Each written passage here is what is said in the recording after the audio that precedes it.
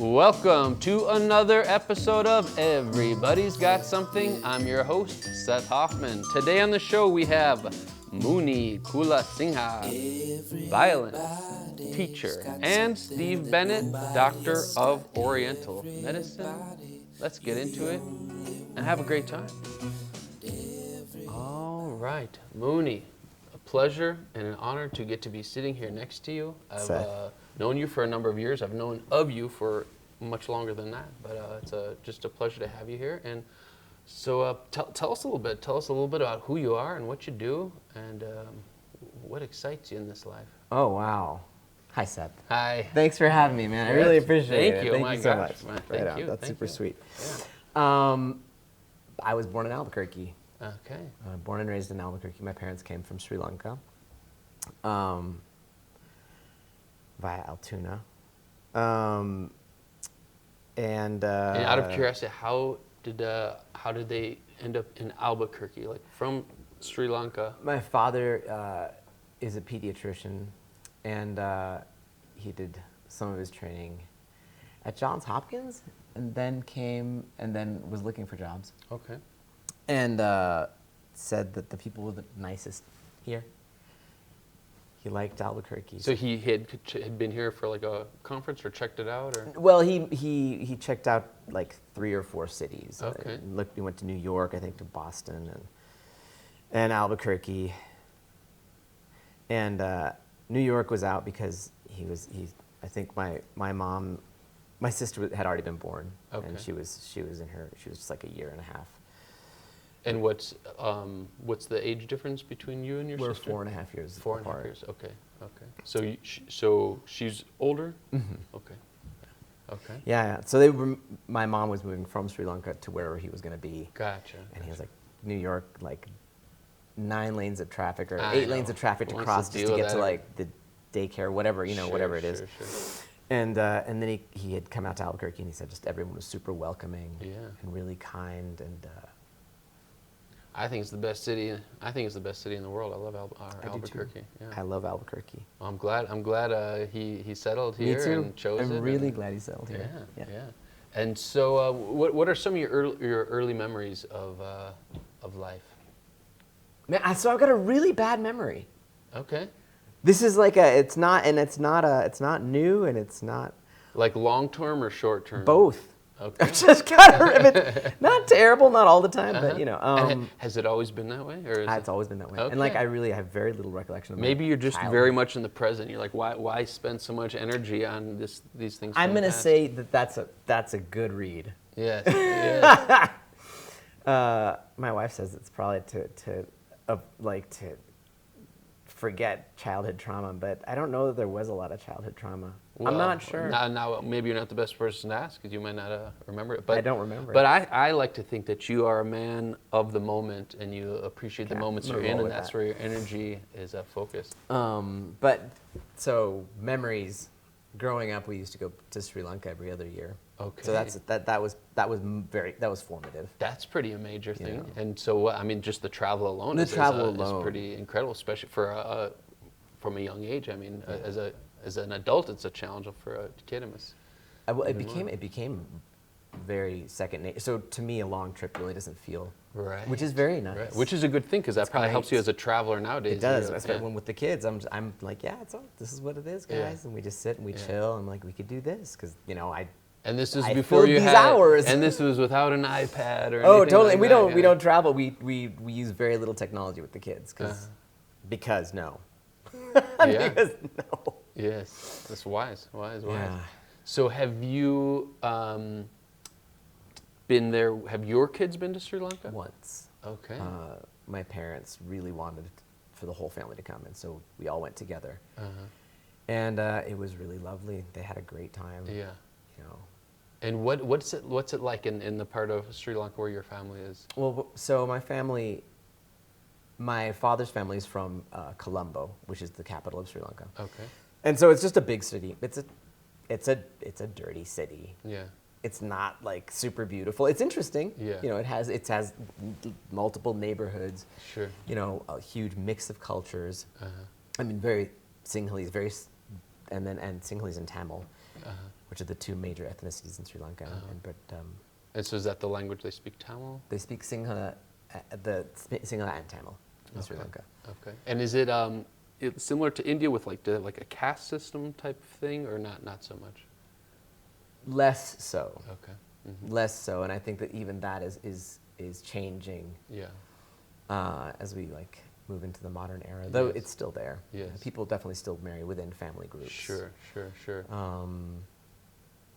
And did you ever have a thing like, oh, maybe I'd like to live there? It's nice to visit, and then.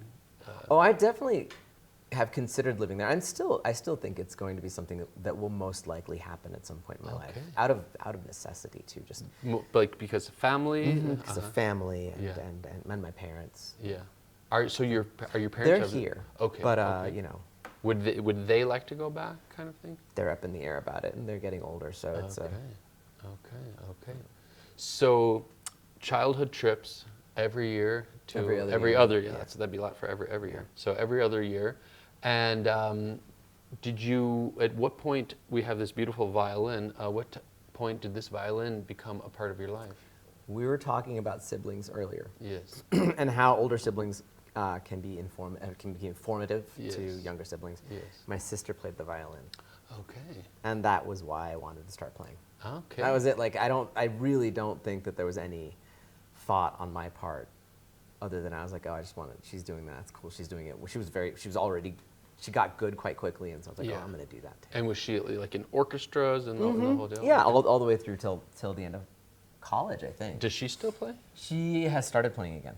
Okay. She stopped for a period of time, like not completely, but really was not playing regularly. Yeah. Now she plays in a quartet in Brighton, England. That's where she and her husband, her two girls live. Wow.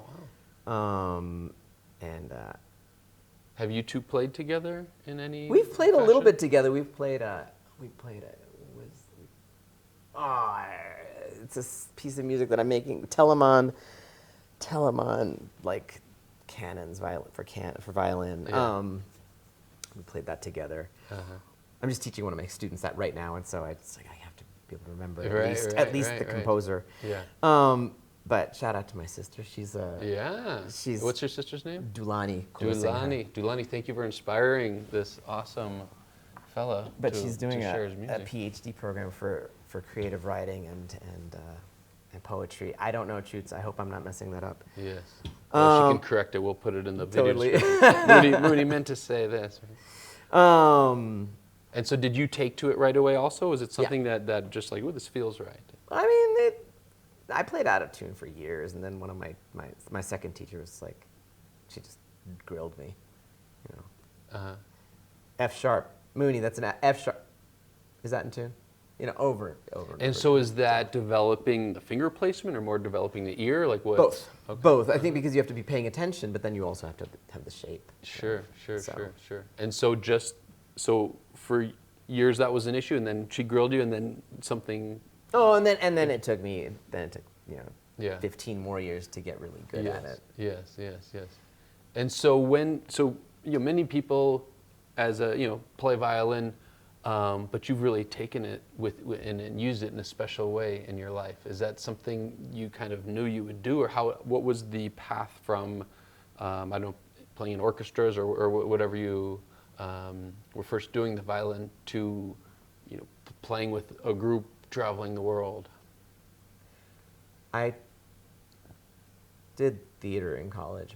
Okay. And I always played, and I think I found really good communities in both of those places. So it's the arts community in general, but specifically music and theater. But I found that music, the vibe surrounding the specifically non-traditional, so non-classical players, was just really pleasant. It was a good place to be. Right. Largely non-judgmental. Generally open and warm. So I think that's part of the reason I gravitated towards it. Also, I traveled in college. I traveled through Europe with a friend, and we busked. Very cool. Tell me about some of the places you went and any highlights of that. Oh wow, experience. that's like 20. 30 years ago, 32 years What ago. year was it? Maybe we were there at the same time. 31 years ago. We were, 1994? Oh, okay. I was there in like 98. I was thinking, oh, that would have been cool for... It's possible. But so you were busking, playing on, so you I was had playing your... on the street, but I think meeting, and then I went again and traveled by myself in 98, I think. Oh, so maybe I did see it. That's the year I was... And then I was traveling, okay. and then I was just meeting, gypsies on the street and playing with dudes on the, like in underpasses and always being given, always everyone would share whatever food they had, whatever drink they had, and everyone was poor. Yeah. I was playing with dudes who were busking. Yeah. So it was just. Isn't it wild though? Like, did it say you were just there with no music involved? There's this like sort of this barrier between strangers in this world, and you add an instrument, it's music, and suddenly they just come down. Yep. And it's like what an incredible. And you're all experience. together, and it's super cool. Yeah. So you got to meet a bunch of people and have some experience, and just sort of they would play something, and you just. I'd try and play with them. But the thing is, what I really found was I just found so many different styles of music, I and see. the ways that people played, especially the violin is is very prominent in street music in Europe, mostly gypsies. Yeah. Or a lot of gypsies. Yeah. And their styles of playing were just so. The way that they approached music, the way that it was intrinsic to them in a way that Yeah. I felt that in my own self, but I hadn't really experienced it so much. Right. I mean, because in the world of classical music, there's like a way of doing it correctly, and right. And you don't just play your instrument. You play scales. You practice. Right. You don't just play it and let things come out of it. Right. You don't improvise. Improvise is not a big part of classical music. And I wasn't a very good practicer, so that's what I actually would do. I would practice for a little bit, and then I just play for an hour in my room. And my parents at first were just like, did you finish the pieces? And I was like, yeah, I did. I learned later that I needed to practice more carefully, practice carefully, which is part of what I teach now. It's like practicing is really the large part of mastering the instrument is doing it correctly. And what is, so that, because practicing can be such a general term. It's like, okay, I practice for 30 minutes. Like what, especially as a lifelong student and as a teacher, what can you just maybe speak a little bit on what makes a good practice session for the violin?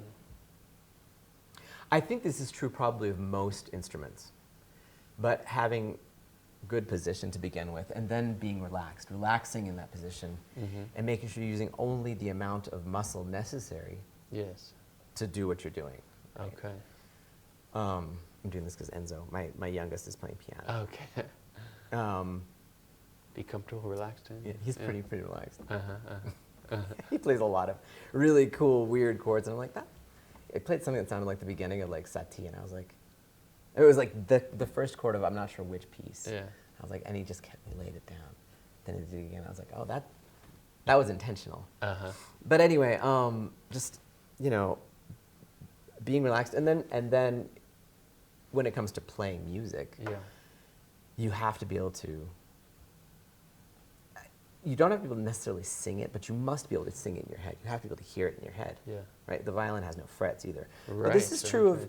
I think this is true of guitar and violin and piano and any instrument, because if you can't hear the way that you want that melody to come out, then it's really hard to make it come out. Sure. And it comes out. You may play the notes. Yes. But it may not have the meaning of the phrase. And so for when you're having your lessons. I imagine part of the lesson is speaking about some of these kind of, philosophical parts of the instrument. Depends on the student. Okay, yeah, and I guess as a good teacher, you're teaching the student, not just the subject you're teaching, because I'm sure. And so, tell me a little bit about the variety of students you have in your teaching experiences. I started teaching in 2005. Okay, violin. So good 20 years of teaching. Yeah. But that was because somebody who'd come to our gigs was just asked if I would teach. And I was like, I'll try. Yeah. And then I learned, how much ideation goes into playing. Like I hadn't really explored that. Yeah. So do you feel did it help you become a a more complete player through teaching. Absolutely, absolutely. Presently, I have students who are beginners, and for them, I focus largely on getting good tone, like a very again that relaxed, correct, the good technique, relaxed shoulder, straight bow. Yeah, straight perpendicular to the string, because otherwise, just don't get the rosin over there. And then one of my more advanced students is learning jazz, and he's already a good fiddle player. Yeah. And he really wanted to learn jazz, and so we're learning jazz tunes, and we talk about phrasing in a solo.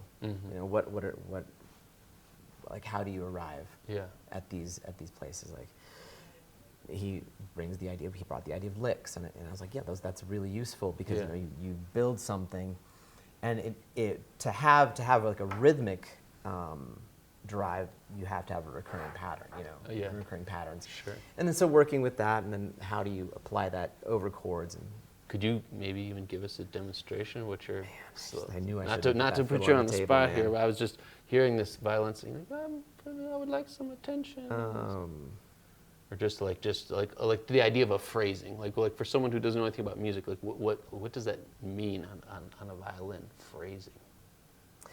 I will do this, but I will also add the caveat that I am still a student. Amen. That's the best. And who wants to leave studenthood? There are some wonderful teachers out there, and there's some very so many great players. I'm presently theoretically supposed to be taking classes with a gentleman called Christian Howes. Yeah. And this whole semester's gone by, and I've seen maybe 2 of his lessons. Yeah. Because I've been so busy. Yeah. But better to be busy than bored, though. That's for sure. Yes. But what I'm about to even attempt to talk about, I feel like there are so many people out there who are just really good. I'm not bad at it. Yes. But anyway, let's see. So one of my students brought, she wanted to learn Honeysuckle Rose.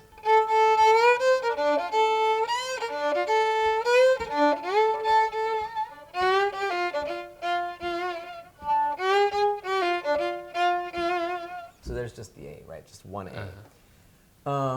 And you've got you've got the right, that rhythm right there.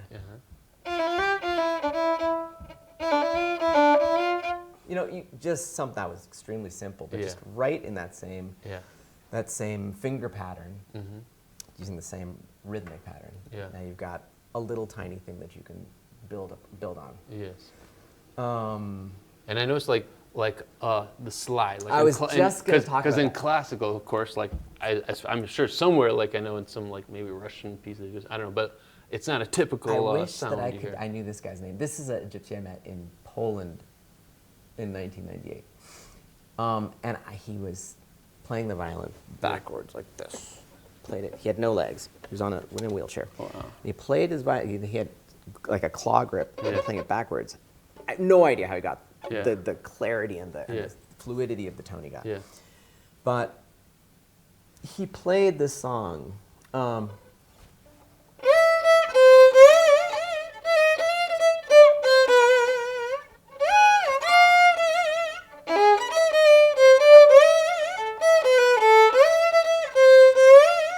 That really wide vibrato, and I was like, man, that's so cool.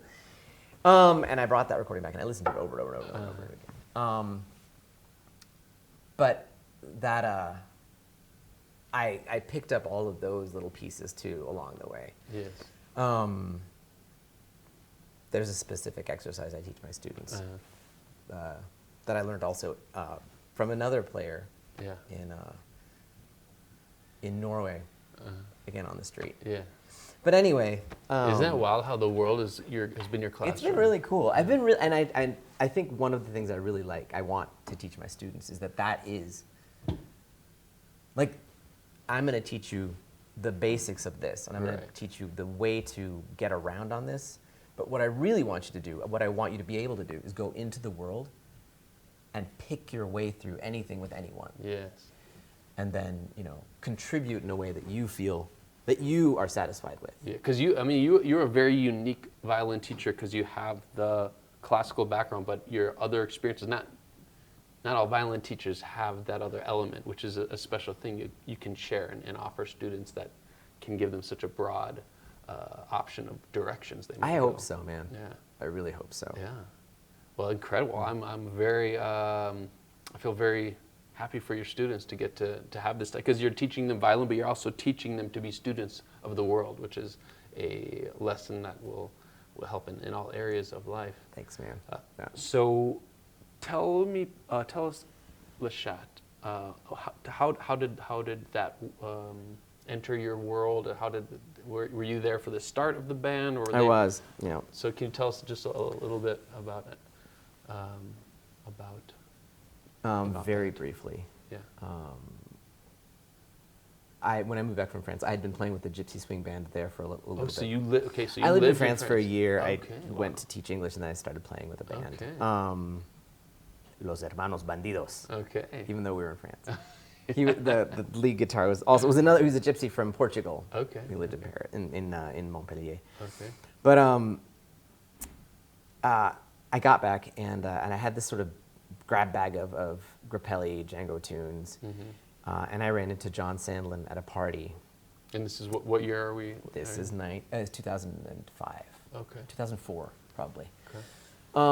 And you know John Sandlin. Is from the band? Yeah. From the guitarist? I've seen it. Okay, I was assuming you guys had. I mean, I maybe tell him hey, awesome gig or something. I mean, I don't know him. I'd like to get to know him more, but I don't. I know you more. I mean, but I've seen him 100 times, but I don't. I'm not sure why. We both just had our instruments. We were at a party, and I was like, hey man, do you know this song? And he's like, yeah. So we just played 3 or 4 Gypsy Swing tunes together, and we were like, oh, that was really cool. So that was kind of that moment. It's kind of something special just happened here. And I'd made friends with a drummer named Fernando Garavito at that time, and we were like, we should play together. We'd gone to a couple jazz jams together, and we just really enjoyed one another's company. And and then so the 3 of us were sort of batting around this idea, and then we were looking for a bassist, and somebody mentioned Jared Putnam. Yeah. And he was playing at Hotel Albuquerque with Bernadette. No, I can't remember. Anyway, she was a what do you call it?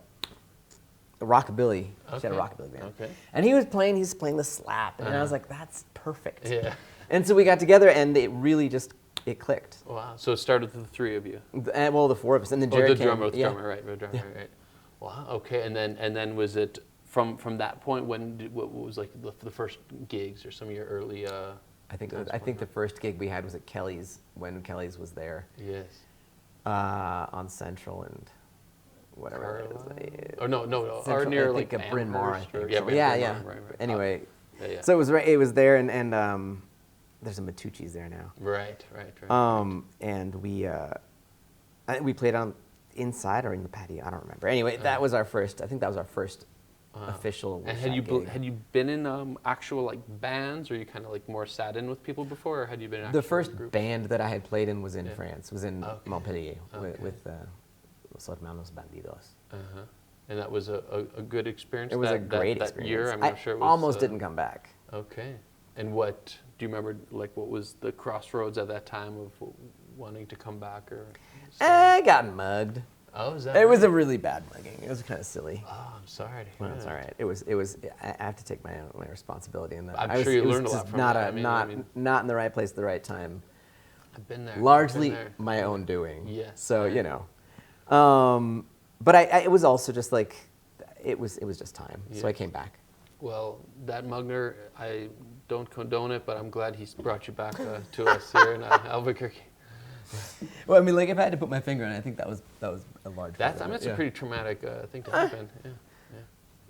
Yeah. So so that brought you here. You had a great experience, learned a lot there. Oh yeah, fantastic. And now, so got a feeling of being with a group, and then now with Le Chat in 2005ish. You said something like that. Yeah, and then I think let's fast forward to like 2013, 12. I think at some point somebody contacted us through Facebook Messenger, a friend of my sister's. Yeah. Okay. Right. And they were like, "Hey, we need a band to play like 20s themed music in Kazakhstan." And I was like, "Yes!" Luckily, they like sent that to me, so I replied in all caps, like, "Beep, yes." We would love to do that, and it took off from there. It was through the State Department, so it was paid. Like we put up in a hotel. Like it was a great gig. Wow. But it was weird. I'm sure. Tell a little bit about the weirdness or just the experience. We went to Kazakhstan. Like, what's that? Like, what's that? Let's see. What? Oh my gosh. Because of course, Almaty, I think. I think it was Almaty. Can't imagine. I'm trying to think which. We were in the old capital. Okay. But so we were put up in this hotel, very nice place. But what really just blew my mind was how enormous the mountain. There was a mountain right behind, and it wasn't right behind, but it was just like it was so enormous that it looked like it was right there. Wow. And I'd never imagined a mountain like this. And then I had done some reading and research about the people and just learning about the region. Yeah. And then we went back 2 years later to Uzbekistan and Tajikistan, same with the State Department. Yeah. And then that funding was cut, some of it. Yeah. But that was a really cool moment. What a cool to think, look where music has taken you. Absolutely. I've traveled with music the most in my life. Yeah. It's wild. Yeah. Yeah, even those 2 trips to Europe were What a paid for gift. by the... What a gift. I know. Oh my gosh. But by the Bode Piano Ensemble, which is not a violin. That's Yeah. an experimental music group in Colorado Springs, in Colorado College. Yeah. But and that's part of what I want my students to understand too, is that it's not just their violin. Music it's everything. Everything's vibration. I know that's such a trite statement, but everything is. No, it's completely. Yeah. Yeah. And so you're still playing with Le Chat, and it's probably gone through chapters of so many of different things. So what's exciting now? What are you up to now? What are your days filled with? I know you between teaching and gigs and family. I mean, that's everything. But tell us about just some things you're excited about. I'd like to just also add that now we have another drummer, Greg Williams. Oh, He's Greg, great. Love to play with. Yeah. He played in Wildwood. Wildwood. Yep. Yeah. Let's see. Quick rundown. I play with Lunatique. I'm playing more with with the lady named Shay Field, who's just this phenomenal vocalist. I just love listening to her sing, man. And she plays really well, but she's just. So that's a project that we maybe. Right now it's called Proyecto Abierto, which is kind of funny, but there we go. Proyecto Abierto. Oh, open. Yeah, it's like open project. I love it. That's what it is. And then I work for the Arts and Medicine program at UNM through with Patrice Rapar, and I run their noon concert series, so I'm the organizer for that. And then I teach privately, and I teach with EMI, Young Musician Initiative. We work out of Dolores Gonzalez, and I love that because I get to teach these kids who, a lot of them wouldn't necessarily have access. Yes. So that's just really wonderful. Oh, very cool. So we provide a violin and I know the principal over there. She's awesome, Parisa. Parisa. She's really a great human. Yes. Yeah. Well, excellent. Well, I wonder if in this just the last moment you can just give us a little, I don't know, philosophy, because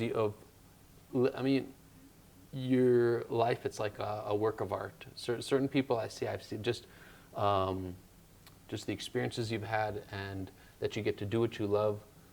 I don't know, do you have any words of wisdom or anything that's helped you over the years to live this precious life that you're living? Or did it just happen? It just happened, but I think over the course of it, I figured out one or two things, which is one is listen to yourself.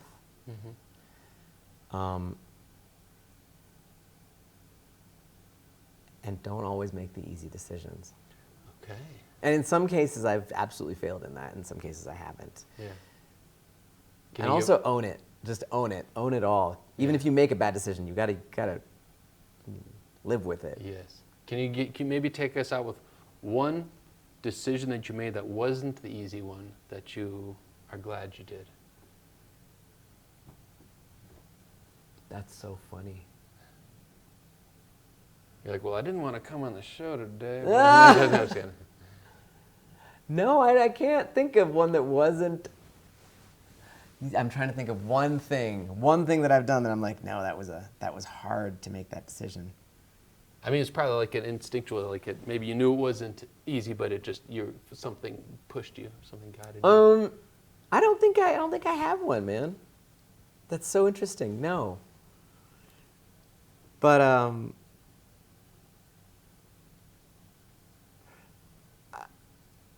so there's as a parent, you know this. Yeah.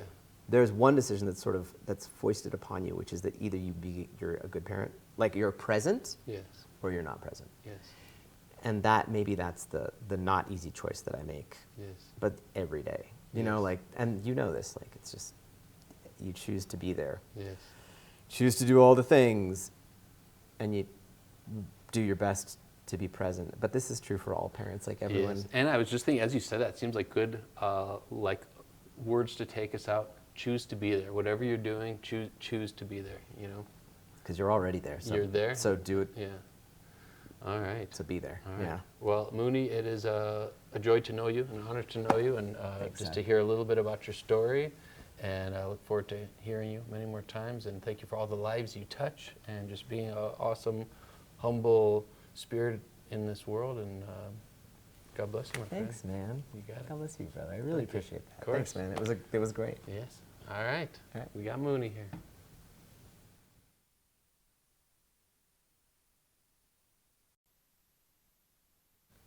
All right, Dr. Steve Bennett. Thank you very much for being here. So first off, tell us about your life as a doctor and what do you do? How do you help people? Well, thank you for having me on. Oh, you're welcome. Great. Thank you for being here. We've been friends for years, 15, 20 years, so it's kind of cool. Yeah. I mean, I think we first did we first meet because I was your daughter's teacher? Is that where, or did we meet even before that? I think it was about mahogany in general. Okay. I met you through Lisa, who worked yes. there as well. Right, and my kids were going there. But, right. And then eventually you became my daughter's teacher. That's right. So that's cool. And that's right. I know your family and other members of your family in different ways. Yeah, which is incredible because they're all. It's like we were bound. We would have met eventually. Yeah, one exactly, way or another. Exactly. Yeah. So, but yeah, so I'm a doctor of Oriental medicine, as you said, and what I do. I mean, I started with acupuncture, and built my licensure over the years. So I've gotten into other things like injection therapy, where we inject like B12 or what we call MIC, things like that make people healthier, and it's all natural medicine. Yes. Mostly working with biologics. So biologics are like proteins and things that are natural that the body already has in it, but sometimes we're deficient. Gotcha. Kind of like right now the big craze is NAD, and NAD is a molecule that is actually necessary for like producing energy in the body. Interesting. Yeah, and so and among other things, but actually injecting it can reverse aging, is what they're saying now. Is that right? So so it's great to be able to add that to my practice because, like I said, what I do is regenerative medicine. So instead of I started with pain, and instead of like trying to cover up the pain, because a lot of times people think, oh, you put some needles in, it stimulates endogenous opioids, and then that covers up the pain. Yeah. But what we're trying to do too is like regenerate tissue, and the body has that capacity. Sometimes it's just you need to like kind of promote that somewhere in the body, and by sticking a needle in, you activate the immune system, and that increases blood flow because you've got these larger white blood cells that need to get into an area that normally they're not. And so the blood vessels expand, and that just brings more blood flow to the area. And then the white blood cells in turn communicate with the nervous system and the brain, the control unit, and that will send like healing, factors. And to the area. how did you first look, like, when you were first starting the world of medicine, is this the direction you knew you wanted to No. go? And how did this area of medicine, enter your scope or interest? So I started off in the Army as a medic. Okay. And that gave me a lot of exposure to medicine. In fact, they even let us do minor surgery. They would teach us, how to do vasectomies, things like that, just because those were things that were in high demand. Yeah. And so, I got exposed to medicine that way.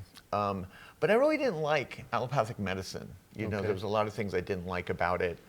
The use of drugs or, things like that. And it didn't seem like it was the direction I wanted to go in. Okay.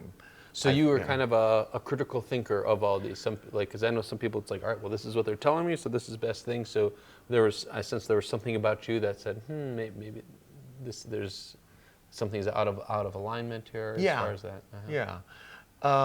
And so getting out, I said, okay, I don't want to deal with that medicine anymore. But I got money for school, so I majored in biology. And I just loved it. I just loved learning about life. And this was after you'd been a medic. Yes. So you must have gone in with quite a wealth of knowledge going into it already, just from your experiences, I imagine. Exactly. Yeah. And so that took me. So I didn't know what I was going to do, but I thought, okay, I love nature. And I would just like to be a field medic, not medic, I was a field medic, a field biologist. Okay. At this point. Yeah. And I think being in the Army, actually, we were in a field sometimes 6 weeks at a time. And just that exposure to nature, I really liked it. Yeah. And being a medic, I was in a field artillery unit. So I was unique in a way because I was one medic to, 100 guys, in a battalion. Incredible. So, yeah. And any experiences you can share? Like where did it take you, or any experiences? Took me to Germany. Yeah, I started, actually, I'm from LA. Joined the Army, and I was wearing flip-flops, and and here I am. I land up in Fort Bliss, in February, and I'm like, everything was, the smell was different, everything was dry. There's just rocks around, it was a really different environment. I'm like, what did I do, And then so basic training was basic training in Fort Bliss and New Mexico. And so that was my first exposure to Mexico, because we would go to White Sands, New Mexico from El Paso, which is Texas. But I think of El Paso as more New Mexico to me. It's so close. But and El Paso is so far away from everything else. But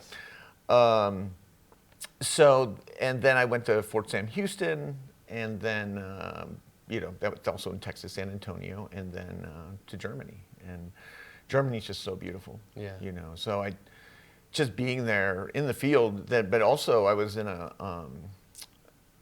town called Wertheim, Germany, which is where the Main and the Tauber River come together.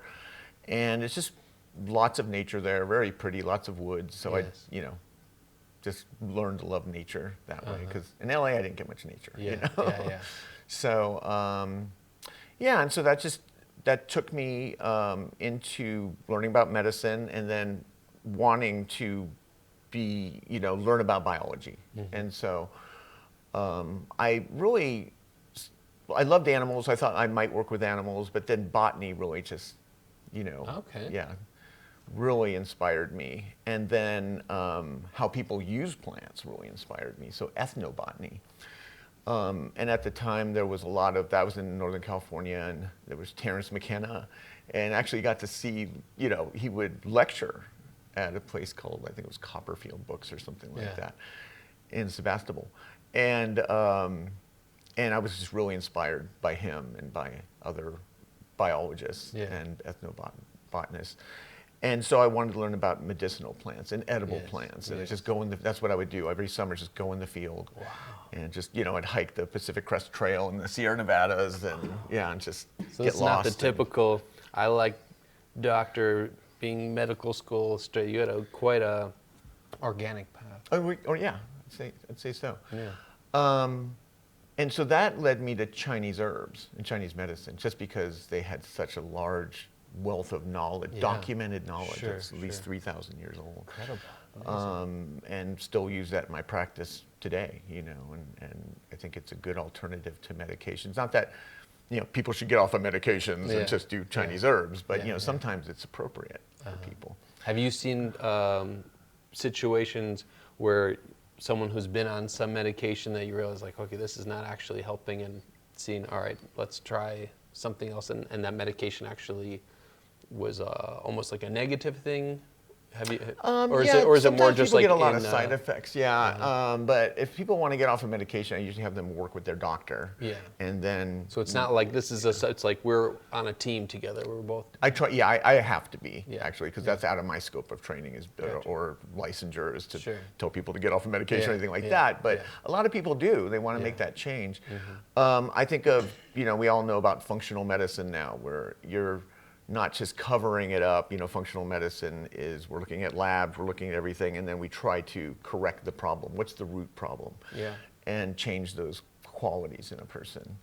I think the biggest thing about Oriental medicine is differentiation. So you could have a symptom, but there could be like 5 or 6 reasons why.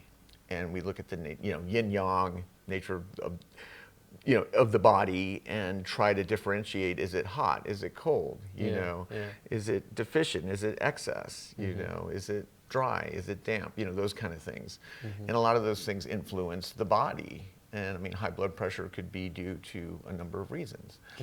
And so, you know, we look at that, and I think changing the nature, putting the body back in balance is what we're trying to do.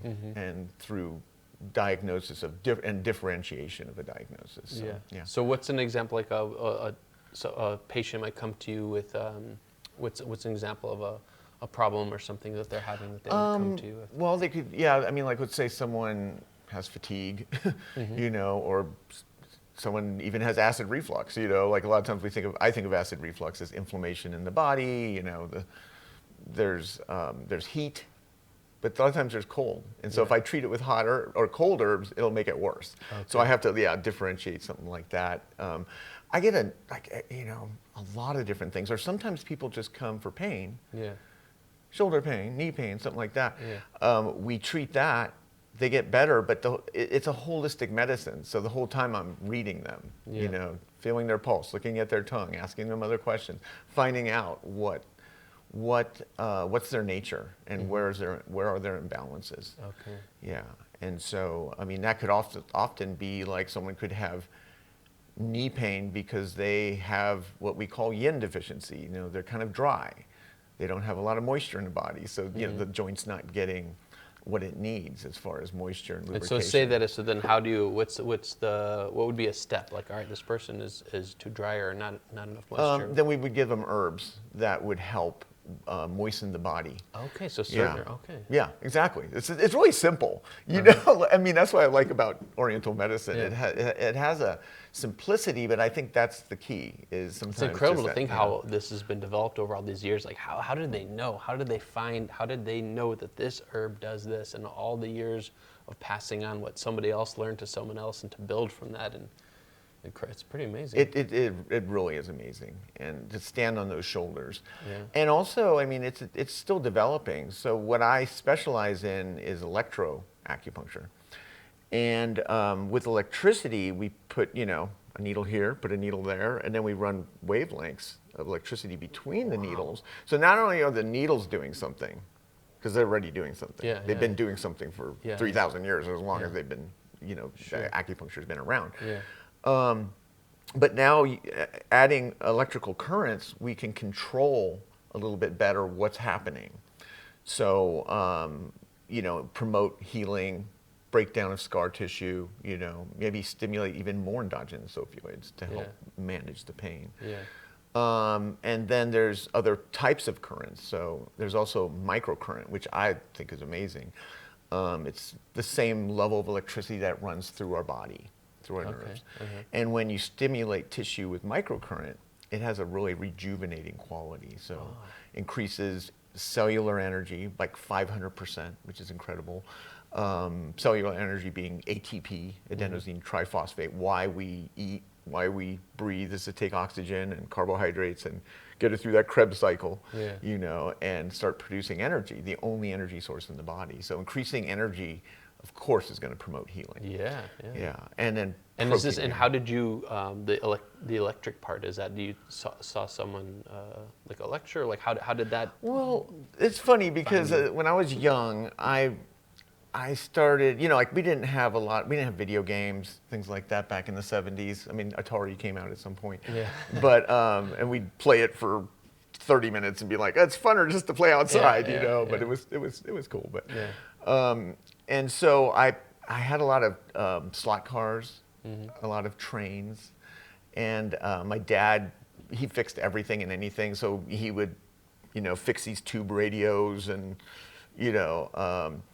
and so I dabbled a lot with electricity as a kid, and I actually took an RCA, like correspondence course as a kid, where you learn what the resistors are and how to read them, and all the capacitors and the transistors and all that. And so I'd build radios. Not that I don't know any of those things, but it's incredible to know how these things all work. It was really fun back then. It was almost like computer science is now, like it's a technology. To me, electricity was like magic, and being able to harness it and build so then things. To combine it with acupuncture, like how did those worlds come together? Well, it was just a natural evolution because I understood electricity. I'm like, it makes sense. I mean, we're electric. Yeah. Everything is electric. I mean, in a way. Yeah. We're just an energy field that's being, controlled by electricity. So influencing the body with electricity just felt natural. Yeah. Because as a kid, I mean, I remember you want to talk about an early memory or something. One of my earliest memories, because I used to also take the train transformer and just do things with it, like what if I hook it up to this, and and I remember grabbing some of my mom's sewing needles and putting it on the end of wires and finding a dead bug, a beetle or something, and like sticking that into the bug, to make it move. And I'm like, can I bring it alive? Bring it back to life. Oh my God. And that was, it's just now, weird. How old were you? I might have been 4 or 5. I'm not sure really, but it's an early memory. Sure. Yeah. And being outside and, and finding like spiders, dead spiders, and making their legs move too. And just, it was fascinating, And so, so it just made sense. So you always knew there's some power here. This absolutely can have some use. Yeah, and so early on in school, even learning about electricity. I mean, there's a lot of different schools in acupuncture. There's Japanese acupuncture where you barely put the needles in, and you burn moxa on the needles, and and then there's there's other styles. There's Chinese styles, a little harsher, deeper, and so I was kind of attracted to the other stuff and learning about it, but when I learned about electricity on needles right away in school, I was like, man, that totally makes sense. And then looking at the studies, there's a lot more studies that are coming out every day, even just about what it can benefit and how it works and what waveforms work compared to others. And so I'm always perfecting my medicine, and I get to apply. I'm really lucky because I get a lot of patients. And so you have your practice here. How long have you had your practice here? Well, I've been in practice 20 years in Albuquerque. I came here actually 25 years ago to study, and then got my license here and have been practicing ever since. So. And like I said, using electricity as much as possible. Now, there's some patients that don't like electricity, and that's fine. I have other techniques, like I'll use a balancing technique, like, I can treat your foot to treat your headaches or something like that. So when they first come in, before you use any of those things, is the first part just kind of like an interview, just kind of talking? Like, what's the first appointment, or is it you try things right away? Well, no, I definitely talk to the patient like an hour. We spend an hour together talking and learning about what their needs are. Like I said, someone could come in for knee pain, but then I realize they've got other pains as well that I can treat, or other imbalances that are connected in a way they didn't realize, like, oh, this could be contributing to that or related. Yeah, absolutely. Yeah. And so, and so just figuring out what the patient's needs are and then how I can help them. It's a complete medicine, obviously. So, that we're just trying to increase people's well-being and quality of life is the way I see it. I get What a thing to call your work. I mean, it's some people are like, I got to go here and make some corporation more money, but you get to help people's quality of life. That's a special thing to wake up and do. It is. Yeah, I love what I do. Sometimes it could it becomes difficult when I'm doing too much of it, because I have done that, seeing 15 patients a day or something. But if it's balanced, and as I age now, I'm like, I can't do as much as I used to do, work those long hours, and I'm on my feet a lot. So it's a balance between helping people and not, overdoing it, I guess. So tell me, speaking of balance, what is Steve Bennett doing when he's not working with patients? How do you what else fuels your soul and spirit and body in your life? Well, I love nature. So being out in nature, being with the plants, learning about the plants, repeating visually coding the plant and knowing what it is, and just being out there and talking about it, or even. I understand that even in our humble Albuquerque, there's many medicinal. Oh my plants. gosh! So I don't know, but so many. Yeah, I mean, I guess because it's so diverse here in elevation and moisture, and so we've got these dry deserts, and we have these high moist mountains with rivers and streams and snow. So there's a lot of diversity in that, and I think that, and being able to 15 minutes you can be in nature, get out of Albuquerque, it's right on the border, and so I think we're really lucky to have all that, and so plant identification, I like to do that, like just to be in nature too. It's not like I'm in nature just to be with the plants. It's also just. And is that something, as a father, was that something you would take your kids in nature? Oh yeah, was that absolutely. a big part of their childhood? Yeah, absolutely. We camped a lot. I mean, I always made sure they were comfortable. Got them North Face sleeping bags. I'm like, if they get cold, they're not gonna like this, But try to keep them comfortable. But they love nature now too, obviously. And I mean, and then another thing I do is mushrooms. I like to gather mushrooms, edible mushrooms. That's a short window, and it changes in New Mexico. Sometimes there's no mushrooms, sometimes there's a lot. And so that brings me a lot of joy. And I've been doing that for like 35 years. Wow. I took courses in college and in California with plenty of mushrooms there.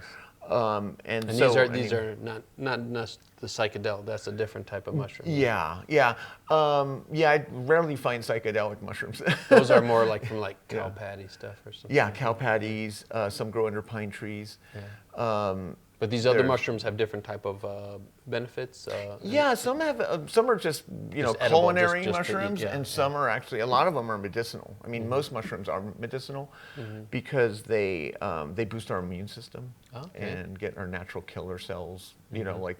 They kind of mimic sometimes cancers and bacteria, things like that. They have these molecules in them, and so they train our immune system, and that's how turkey tail can help reduce tumors. Turkey tail, that's a mushroom. Okay. Yeah, and it grows out here, but it's not as prominent as other places back east or something like that, or California. But it grows on deadwood, looks like a turkey tail. Okay. But it's not something you would just eat because it's a hard mushroom, so it's something you would grind up and use as medicine. But it's amazing because it reduces breast cancer, tumors. I mean, not in every case, but in a lot of cases it can. So I enjoy mushroom hunting, and there's always something to learn. There's always new mushrooms, and you got to be so careful when you're mushroom hunting, And so there's mushrooms I know. Because some can kill you, right? If you take the wrong one, either kill you or really destroy your liver, make you sick. You could get liver damage, things like that. So. But there's mushrooms I know that are edible that I haven't eaten, that I found out here, but it's just that I'm not that familiar with it. And it's also something that you sometimes want to work with someone that has been doing it for a long time and has the experience and has been eating that mushroom and knows, you know, and knows the lookalikes, you know, and things like that. Yeah. So, also, I enjoy music, you know. Yeah, because we've had the privilege of drumming together a number of times. We did. How did that enter your world, the world of drumming and just music? I always enjoyed percussion, so I was always like hitting the desk in school or you know, things like that. And when I got to Northern California, San Francisco, there was a lot of drumming up there. Yeah. And I remember it was like a free Santana concert in the city at the park, Golden Gate Park, and so. I went to the Haight-Ashbury music store, got a conga drum because other people were, you know, and then I just started playing. And is that the same conga that you I have now, still have that one. Okay. I have 4 conga drums now, but it's not one I play a lot because it actually is not that great of a drum. Because I didn't have a lot of money, so I bought like a used one. Yeah, used one, and it actually had a crack, and someone bound it. You know, but I didn't have a lot of money, so I bought something that was really cheap and very heavy. So you get to work out wherever you go. Yeah, I mean they're heavy. It's hard to carry them around. I have duffel bags, and I'm like, you know, and I think they're at least 35 pounds a piece or something like that. So, but really enjoyed. So I started taking Afro-Cuban classes and African drum classes, and there was one guy in particular that would drum just in a park, and I asked him if I could learn from him too. Nice. And so, and then that developed, you know, I met other drummers and just picking up rhythms, but really just enjoying, like, you know, traditional Afro-Cuban, and then just taking that and how can this be applied or mixed with other rhythms or music, you know? And so I enjoy guitar playing and singing, but that's not something that I've worked on a lot, or I had certain times in my life, and then don't have a lot of time for it sometimes. But I have a question. I just heard this question. If you could go, you know, our lives are made of chapters, right? And you think of like these different things. If you could go, not like you want to go back and be in that one, but if you could spend a day or something in one of a different chapter time in your life, what's something that I don't know is a fond memory or a fond chapter that you wouldn't mind going back and spending like a day or a week? Oh, okay. Yeah, so I lived out of my VW bus for 5 years. 5 years? Yeah, when I was doing my undergraduate work. Wow. And before I was married. So just the freedom of having, you know, just being anywhere. Yes. And I had my drums. I rock climbed, you know, so I would combine the two. Often, like, you know, there would be a drum circle on the beach that night, and so I would go out to a place called Goat Rock, you know, in Northern California on the beach, and climb, you know, and then spend more time on the beach, wait for the moon to come up and people to gather, and we'd be on the beach drumming, and, you know, just go back to my VW bus, and it was so comfortable. It was just like, you know, I mean, it wasn't really like being homeless. It was just being like free. That sounds incredible. And I really enjoyed that freedom because I didn't have to, you know, spend all the money on, what most of us spend our money on is housing, right? So I know. I mean, it's so crazy. We're so trained like, okay, money leads to the things that will make us happy. But when you think of some of your most special memories, oftentimes they were nothing to do with money. Yeah, that's right. Yeah. Yeah, and so that gave me the freedom to go anywhere, be in nature, you know, be with the plants. Rock, you know, be in areas where I can just rock climb, and I had my drums with me. So yeah, it's great. So one of your other roles, of course, is father. You, How would you say, in these last couple of minutes we have the culmination of your life experiences contributed to how you've parented, or your being a father and having kids? Yeah, I think positive exposure to things and then seeing their talents and just encouraging that, you know, just giving them as much support and love, because I don't feel like I got a lot of that as a kid, and that's a whole other topic, but anyway, not carrying that legacy on that Okay. I grew up under. Yes, You know, yes. and being Like let them be who they're gonna be. Not yeah, like- exactly. Yeah. And I mean, when Witzil was thinking about studying acupuncture, I didn't promote it. I wasn't like, oh yeah, we're gonna, you know, because I actually let her do acupuncture on me and let Is her that right? feel the chi on the needle and things like that as a kid, and she really, I think she really felt it. And Yeah. but there were, and then just like my youngest, she was really into building things and very creative. So I'd help her, you know, have her help me fix the car, or Yeah. you know, and if she liked it, then we'd continue. If she hated it, we wouldn't continue. You Yeah, know. yeah. But yeah, exposing them to nature and some of the things I love, and having that connection with Yeah. them to be able to commune. You Yes. know, doing that. Yeah. And Well, that's it's- wonderful yeah. wisdom as a parent. You know, I have a 4-year-old, but that idea of letting them be who they are, not Yeah. taking away. Okay, this is how I want them to grow up. Yeah, like love and Yes. encouragement. I Yes. heard that one time, and I was like, "That's all you really need to Yes. know." Yes. I mean, it's a lot of work, Yes. but I mean, as far as you follow those guidelines of love, Yes. and then encourage them, you Yes. know. I think it's- Well, I wanted to share a quick story before we go. Sure. When I was your daughter's teacher, when Yes. she was in 3rd grade, she had such an ability to mediate situations as a conflict resolution. I mean, I don't know where she learned. I don't even know how Yeah. that ended up happening. Yeah. But just something I discovered. And when there would be a conflict, I said, Mesley, can you go out just right outside the room? And they would come back in 2 minutes, and it was resolved, and they were friends again. I think I don't, remembered and I don't that. even know exactly what I just knew she had this gift, and I'm sure it's partially from both of her parents and her life experiences, but Yeah. that's a special thing that I just want to share with you. Oh, thanks. So, Thanks for and yeah, I reminding me think about part of that yeah. is seeing her gifts, and all people seeing their gifts and let them blossom in the way they do. Yeah, But, absolutely. well, any closing words of inspiration you could take us out with? Any words to live by, or? Yeah, I think just be the best version of yourself. You know, I mean, that's something I struggle with sometimes, and that I'm trying to learn from. And I wake up every morning and just try to do a better job, you know, Yeah. at what I'm trying to accomplish in life and making connections. And so I would say that's the only advice I could give. Just to people. be the best version of yourself. Yeah. That's a good words to live Yeah, by. yeah. All right. Well, God bless All you, right, well, and thank thank you you. for all the Yeah. good you bring to the world, the healing, the thanks. music, and good spirit. And I mean, every time I see you, my spirit's lifted. So I feel the same way about you. Thank so you very I'm much. really happy Thank we you very could do much. this interview. Yeah. All right. Well, you. thank you so much. We got Dr. Steve Bennett, and all the best. Thank you so much.